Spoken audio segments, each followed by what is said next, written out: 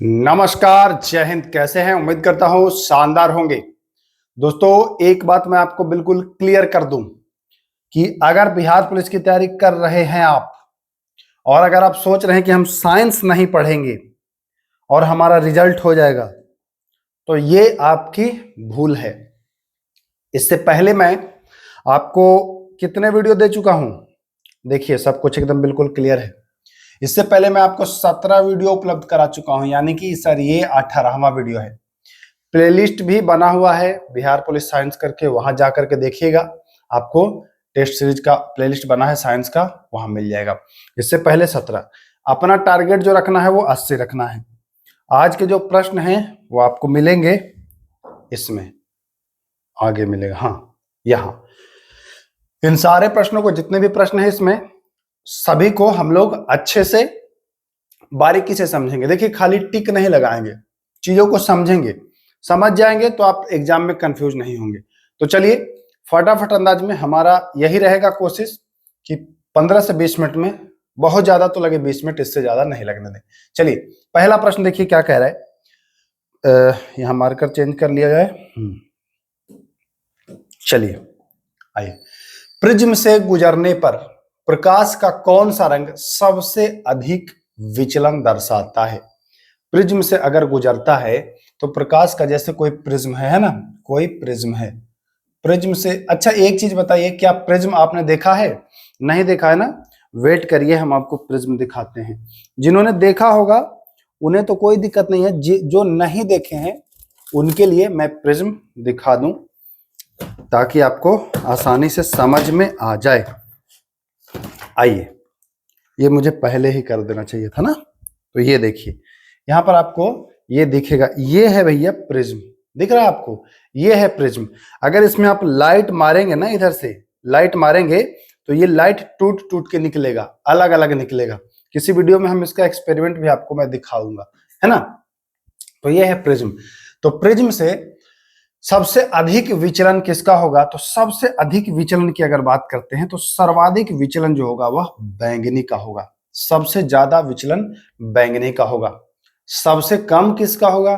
तो सबसे कम जो है सर लाल का होगा। कम अगर पूछता है तो कम में बताएंगे लाल, सर्वाधिक पूछता है तो सर्वाधिक में बताएंगे बैंगनी।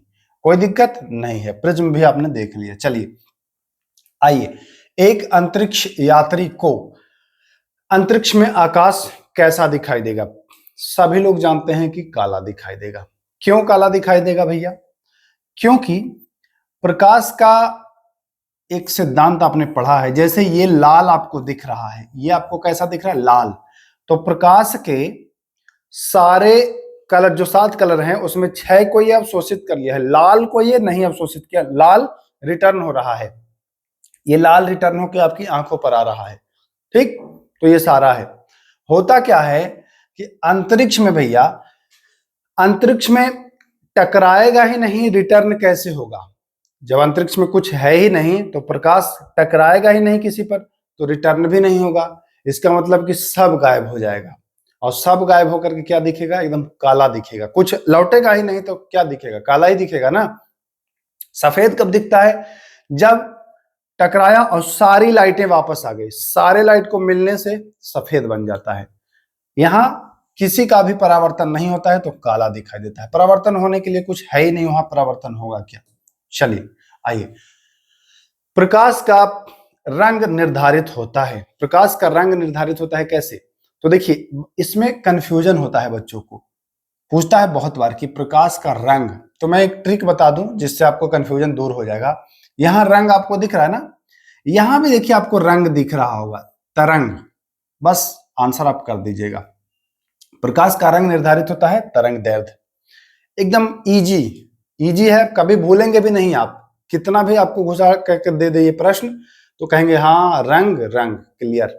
ओके, अब तरंग दैर्ध्य यानी कि वेवलेंथ, जैसे कैसे निर्धारित होता है जरा सा समझिए। जैसे लाल जो कलर होता है, लाल कलर होता है, इसका वेवलेंथ होता है अधिक। ये वाला है वेवलेंथ, है लंबाई, ये अधिक होता है। और जो नीला हरा गुलाबी होगा इससे कम होगा, इससे ऐसे ऐसे होगा। इसमें देखिए इतनी दूरी है, इसमें दूरी इतनी है और इसमें दूरी इतनी है, तो ये वेवलेंथ इसका ज्यादा है। तो तरंगदैर्घ्य यानी कि वेवलेंथ से आप जान रहे हैं ज्यादा है तो लाल होगा, सबसे कम है ना, तो ये समझ लीजिए आप। तो ये आपको जानना है कि कैसे निर्धारित होता है, मैं बस उदाहरण के रूप में आपको बताया हूं। चलिए, किसी वस्तु का आवर्धित यानी कि बड़ा, नहीं आवर्धित यानी कि बड़ा, है ना, और आभासी प्रतिबिंब प्राप्त करने के लिए किसका प्रयोग किया जाता है? बड़ा भी होना चाहिए और आभासी भी होना चाहिए। वास्तविक नहीं कह रहा है, आभासी कह रहा है। तो समतल दर्पण से बड़ा तो नहीं बनेगा, बराबर बन जाएगा। क्या बन जाएगा? बराबर बन जाएगा। तो हमको तो बड़ा भी चाहिए ना, तो पहला तो होगा नहीं। ठीक। उत्तल दर्पण, उत्तल दर्पण में प्रतिबिंब हमेशा छोटा बनता है। उत्तल दर्पण में प्रतिबिंब कैसा बनता है भैया? हमेशा हमेशा छोटा बनता है, छोटा बनता है। तो सर छोटा बनता है, अब छोटा की तो सर जरूरत नहीं है, बड़ा की जरूरत है। तो आवर्धित और आभासी प्रतिबिंब जो बनाता है वह बनाता है अवतल दर्पण। उत्तल दर्पण जो चीज करता है उसके अपोजिट अवतल लेंस करता है। उत्तल के अपोजिट अवतल लेंस जो है वही चीज आपको लगभग दिखाएगा। तो ये भी नहीं होगा। राइट आंसर क्या होगा? अवतल। अवतल दर्पण का देखिए, दाढ़ी बनाने के लिए अवतल दर्पण, क्यों? क्योंकि अगर पोल और फोकस के बीच में रखेंगे तो वह इमेज बड़ी बनाएगा, छोटी छोटी दाढ़ी बड़ी दिखेगी, आसानी से बनाएंगे। उत्तल दर्पण छोटा क्यों है? गाड़ी में देखते हैं लुकिंग ग्लास जो होता है, साइड मिरर छोटा उसमें बनता है, तभी तो पीछे की सारी गाड़ियां दिखेंगी। अगर बड़ा बनेगा उसमें इमेज तो एक ट्रक आ जाए तो उसके अलावा कुछ दिखेगा ही नहीं, खाली ट्रक दिखेगा, फिर और गाड़ियां नहीं दिखेंगी। इसलिए वहां उत्तल दर्पण का प्रयोग करते हैं। मैं उम्मीद कर रहा हूं बहुत अच्छे से समझ रहे होंगे। पृथ्वी से देखने पर आकाश किस कारण से नीला होता है? नीला होने का मतलब है कि ये प्रकीर्णन हो रहा है, रंग का जो है वो प्रकीर्णन हो रहा है। प्रकीर्णन किसका होगा? जिसका वेवलेंथ कम होगा वो सबसे ज्यादा फैल जाएगा। अभी बताया ना कि लाल का वेवलेंथ जो है यह अधिक होता है, यह कम फैलता है, और बैगनी उगनी जो है नीला वाला है इसका वेवलेंथ बहुत कम है, ये कम है, ये वेवलेंथ अधिक है, ये वेवलेंथ कम है तो ये ज्यादा फैलता है। तो इसीलिए नीला दिखाई देता है आपको। किस लिए नीला? क्योंकि इसका वेवलेंथ कम है। वेवलेंथ कम है तो क्या करता है कि वायुमंडल में सूर्य के प्रकाश के जो लघु छोटे छोटे, है ना, लघु तरंगदैर्घ्य, मतलब कि लघु मतलब छोटा, लघु मतलब छोटा और दीर्घ मतलब बड़ा। अगर दीर्घ कहता जानते कि बड़ा, लघु मतलब कि छोटा, छोटा तरंगदैर्घ्य का प्रकीर्णन होता है। देखिए बड़ा का नहीं हो रहा है ना, लाल, लाल कहां बिखरता है? कम बिखरता है ना। बिखरता कौन है? नीला वाला, क्योंकि नीला वाला का जो तरंगदैर्घ्य है वो लघु है यानी कि छोटा है, यानी कि कम है। बहुत अच्छा प्रश्न है, कॉन्सेप्चुअल प्रश्न है, नहीं समझेंगे जीवन भर में कभी सी कभी डी, कभी सी कभी डी में उलझे रहेंगे।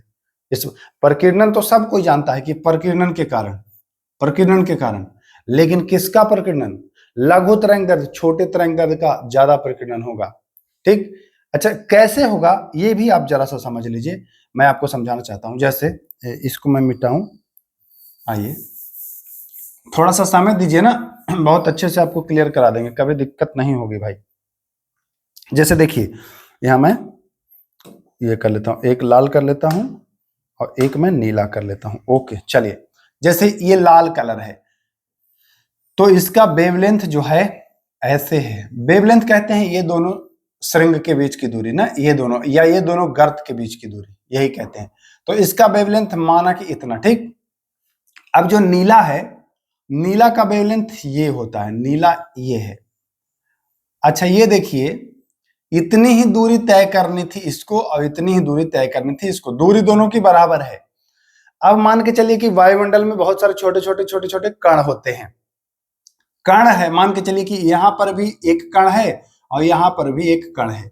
ये कै बार टकराएगा? एक बार, दो बार, तीन बार टकराएगा, चौथी बार ही टकराएगा। ठीक। चार बार टकराएगा तो चार ही बार के बराबर इधर उधर होगा। ये क्या करेगा? एक बार, दो बार, तीन बार, चार बार, पांच बार, छह बार, सात बार टकराएगा। तो ये सात बार टकराएगा तो सात बार इधर विचलित होगा, फैलेगा, है ना। वेवलेंथ कम होने की वजह से ज्यादा टकराएगा, ज्यादा फैलेगा, इसलिए आपको नीला दिखाई देता है। मैं उम्मीद करता हूं कॉन्सेप्ट बिल्कुल क्लियर हो गया होगा। जिनको नहीं समझ में आ रहा होगा उनको बहुत टफ लग रहा होगा, बोरिंग लग रहा होगा, है ना, ये भी बात है। मृग मरीचिका, या कभी पूछता है मृग तृष्णा किसके कारण बनता है, तो ये बनता है TIR, total internal reflection. TIR यानी कि पूर्ण आंतरिक परावर्तन, बहुत अच्छी घटना होती है ये आपने देखा होगा अक्सर। क्या देखा है आपने, आप जब हाईवे पर चलते हैं तो माना कि ये हाईवे है, जब आप यहाँ पर गाड़ी से होते हैं, यहाँ पर होते हैं, तो आगे आपको लगता है कि कहीं पानी जमा हुआ है ना, पास जाते हैं तो पानी नहीं होता है। यही घटना मृग के साथ होता है रेगिस्तान में, दुखद घटना होता है ये। वो जब रेगिस्तान में ये TIR की घटना होती है तो पानी के तलाश में उसको लगता है कि आगे पानी है, वो दौड़ लगाता है, वहां पहुंचता है तो पानी नहीं, फिर वो आगे देखता है तो लगता है कि पानी है, ये तृष्णा से उसकी मृत्यु हो जाती है, मर जाता है पानी के तलाश में रेगिस्तान में दौड़ते दौड़ते, है ना, इसी को कहते हैं मृग तृष्णा या मरीचिका का बनना। तो ए राइट आंसर हो जाएगा, बहुत अच्छे से समझ गए होंगे आप। चलिए, मनुष्य के लिए मानक ध्वनि तो ये 60 डेसिबल, कहीं 50 भी मिलता है, 60। ध्वनि का वेग अधिकतम होता है, ध्वनि का वेग जो होता है वायु में जानते हैं लगभग 343 344, है ना, 343 मीटर पर सेकंड ये होता है। द्रव में, द्रव के अलग अलग है हर द्रव में, लेकिन 1500 मीटर मैं मान के चल रहा हूं औसतन। धातु में लगभग 6000 मीटर, कभी 6200 भी, कभी 6400 भी। निर्वात में 0। तो क्या कह रहा है, अधिकतम किस में होगा, कहेंगे सर धातु में होगा, क्योंकि धातु का नाम नहीं दिया है कौन सी धातु, इसलिए हम औसत निकाले, है ना। जैसे समुद्री जल होता है, कभी साधारण जल होता है, किसी में 1483, किसी में 1533, है ना, ऐसे होता है। तो ये आप बिल्कुल क्लियर हो गया। आइए, शिकार परभक्षियों या बाधाओं का पता लगाने के लिए चमगादड़ या डॉल्फिन किस परिघटना का प्रयोग करते हैं, ये अल्ट्रासोनिक वेव उत्पन्न करते हैं।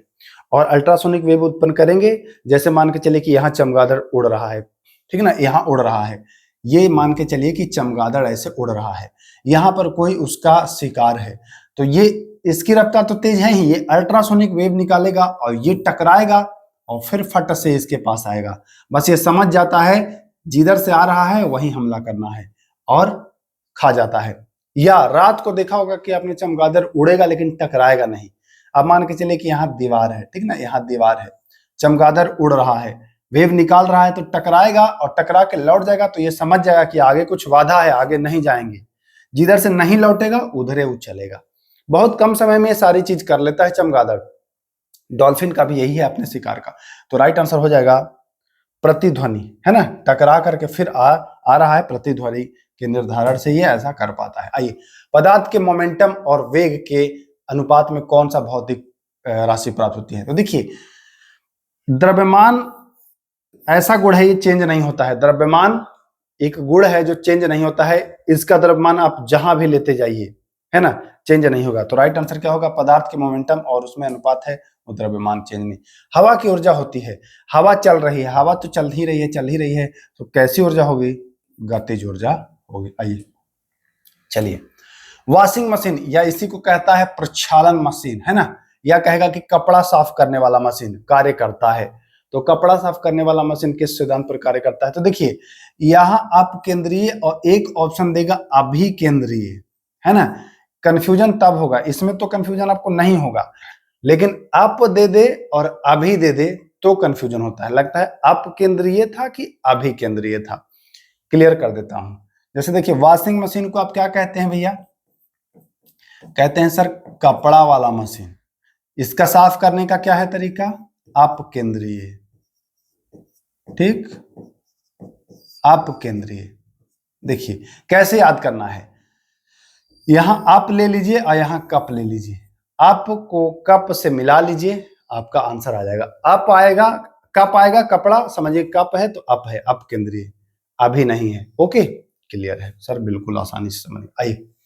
एक ट्रेन जैसे ही चलना आरंभ करती है उसमें बैठे हुए व्यक्ति झुक जाते हैं, क्योंकि जो चीज जहां रहता है वहीं रहना चाहता है, वो चलना नहीं चाहता है, या जो चल दिया वो चलते ही रहना चाहता है, रुकना नहीं चाहता है। न्यूटन का प्रथम गति नियम कहता है ये, यानी कि यह स्थिरता का जड़त्व है। क्या है? स्थिर व्यक्ति है ना, ये व्यक्ति बैठा हुआ है, स्थिर है, तो स्थिरता का जड़त्व होगा ये। ठीक, आइए, निम्नलिखित धातुओं में से कौन सामान्य ताप पर द्रव है? तो आप देखते हैं पारा। अधातु का है तो ब्रोमीन हो जाएगा, इजी है बहुत ही। सूखी बर्फ ठोस कार्बन डाइऑक्साइड को कहते हैं। हाँ, डी ऑप्शन है। देखिए ये सल्फर डाइऑक्साइड, एग्जाम में यही होता है, एग्जाम में यही होता है। क्वेश्चन हम लोग देखते हैं, अभी देखा ना आपने जल्दीबाजी में, आंसर हमें याद है ठोस कार्बन डाइऑक्साइड, लेकिन हम देख नहीं रहे हैं, हम डायरेक्ट हमला कर रहे हैं, ठोस सल्फर पर मार रहे हैं। लेकिन राइट आंसर क्या होगा? ठोस कार्बन डाइऑक्साइड। आयोडीन और पोटेशियम क्लोराइड के मिश्रण से आयोडीन अलग किया जाता है। आयोडीन को अलग कर सकते हैं आप ऊर्ध्वपातन से। देखिए आयोडीन को किससे अलग करना है, मैटर ये करता है। पोटेशियम क्लोराइड से अगर अलग करना है तो आप ऊर्ध्वपातन का प्रोसेस करेंगे। ऊर्ध्वपातन क्या प्रोसेस है जरा सा जान लीजिए। ये ठोस से सीधे आपको गैस बनाएगा, द्रव में नहीं ले जाएगा, तो ये आपको ध्यान देना है। चलिए, निम्नलिखित में से कौन सा परमाणु का भाग नहीं है? तो देखिए इलेक्ट्रॉन, प्रोटॉन और न्यूट्रॉन है ना, नाभिक में आपको देखने को मिलता है इलेक्ट्रॉन, प्रोटॉन और न्यूट्रॉन मिलता है ना, लेकिन फोटॉन नहीं मिलता है। फोटॉन आपको प्रकाश के कण में जो बंडल होता है छोटा छोटा, उसी को कहते हैं फोटॉन, है ना, तो ये ध्यान रखें। किसी तत्व के रासायनिक गुण तय करता है, तो उसमें इलेक्ट्रॉनों की संख्या के द्वारा रासायनिक गुण अगर तय करने की बात करें तो वह इलेक्ट्रॉनों की संख्या के द्वारा तय किया जाता है। जस्तेदार लोहे की चादरें जंग से बची रहती हैं, है ना, लोहा की चादर होता है वो जंग से बचा रहता है, क्योंकि उस पर यसद लेपन किया जाता है, जस्ते का लेप चढ़ाया जाता है। किसका? जस्ते का लेप, है ना, इसी को कहते हैं गैल्वेनाइजेशन या यसद लेपन। एल्युमिनियम पृष्ठ प्रायः एनोडीकृत होते हैं, इनका अर्थ है उस पर निक्षेपण होना। किसका निक्षेपण होना? तो एल्युमिनियम ऐसा पदार्थ है ना, ऐसा धातु है जो अपने ही ऑक्साइड बना करके एल्युमिनियम ऑक्साइड में सुरक्षित रहता है, तो एल्युमिनियम ऑक्साइड की परत। ओके, चलिए समझिएगा, जो बता रहा हूं लिखिएगा, जो चीज बोलता हूं वो भी समझिए कि क्वेश्चन ही है, खाली ये बी सी करने से नहीं काम चलेगा, जो बताता हूं उसको भी नोट करिए कहीं, तब जाके काम चलेगा। आइए, माइका है। माइका देखिए उष्मा का तो चालक है, बट विद्युत का कुचालक है। उष्मा का चालक तो यही सही हो जाना चाहिए। चलिए आइए, कौन सी नोबेल गैस है? ऑर्गन, हीलियम, हाँ हीलियम है, देखिए है ना, हीलियम कार्बन डाइऑक्साइड नहीं है, ऑक्सीजन नहीं है, हाइड्रोजन नहीं है, नोबेल गैस में आता है हीलियम। चलिए, पादप कोशिका जंतु कोशिका से भिन्न है। पादप कोशिका मतलब पेड़ पौधा। पेड़ पौधा में आपने देखा है कि पेड़ के बाहरी जो भित्ति होती है, जिसको छाल कहते हैं, वह कोशिका भित्ति होती है ना। आदमी में कहाँ छाल देखे हैं, भित्ति वैसा जटिल नहीं ना। आदमी का जो ऊपर वाला है ये भी कोशिका ही है, इसको काटिए तो खून निकलने लगेगा, लेकिन उसमें कोशिका भित्ति होती है, यहाँ कोशिका झिल्ली होती है। ठीक, तो ध्यान दीजिएगा, कोशिका भित्ति जो है यह अलग हो जाता है। आइए, न्यूक्लियस के बाहर डीएनए मिलता है, तो यह मिलता है माइटोकॉन्ड्रिया में। कहा मिलता है? न्यूक्लियस के बाहर, माइटोकॉन्ड्रिया में। माइटोकॉन्ड्रिया की खोज अल्टमैन किसने? लिख देता हूं मैं, पूछता है एग्जाम में, अल्टमैन ने। अच्छा, नाम किसने दिया? नाम भी कभी कभी पूछ देता है, कार्ल बेंडा, नाम भी याद रखिएगा, ये दोनों आपको याद रखने हैं। लास्ट प्रश्न आ गया है, आनुवंशिकता के जनक के रूप में विख्यात वैज्ञानिक कौन है जो आनुवंशिकता के जनक के रूप में जाने जाते हैं? किसे आनुवंशिकता के जनक के रूप में भी जाना जाता है? तो ग्रेगर जॉन मेंडल, यानी कि जी जे मेंडल। बहुत अच्छा प्रश्न है, इसको नोट कर लीजिए। जी जे मेंडल जो है यह जाने जाते हैं आनुवंशिकता के जनक के रूप में। तो 25 प्रश्न थे, देखिए यहां पर आपको दर्ज है। बहुत शानदार प्रश्न थे, फिजिक्स, केमिस्ट्री, बायोलॉजी तीनों के प्रश्न थे। अगर आप लोग प्यार सपोर्ट दिखाते रहेंगे तो इसको मैं जो बीच में रोकता हूं रोकूंगा नहीं। रोकता क्यों हूं जानते हैं? जैसे आप लोग रुचि नहीं लेना पसंद करते हैं, बहुत कम ही लोग रुचि लेते हैं, इसीलिए मैं फिर स्किप करके चला जाता हूं। अगर रुचि लेंगे, क्योंकि है तो ये आपके फायदे की बात है ना। साइंस के प्रश्न आप देखते ही हैं कि 20-22 आपको बिहार पुलिस में पूछता है, तो अगर नहीं पढ़ेंगे कैसे होगा काम? है ना, आपका भी फायदा होगा, हमारा भी होगा। तो चलिए फिर मिलते हैं, नमस्कार।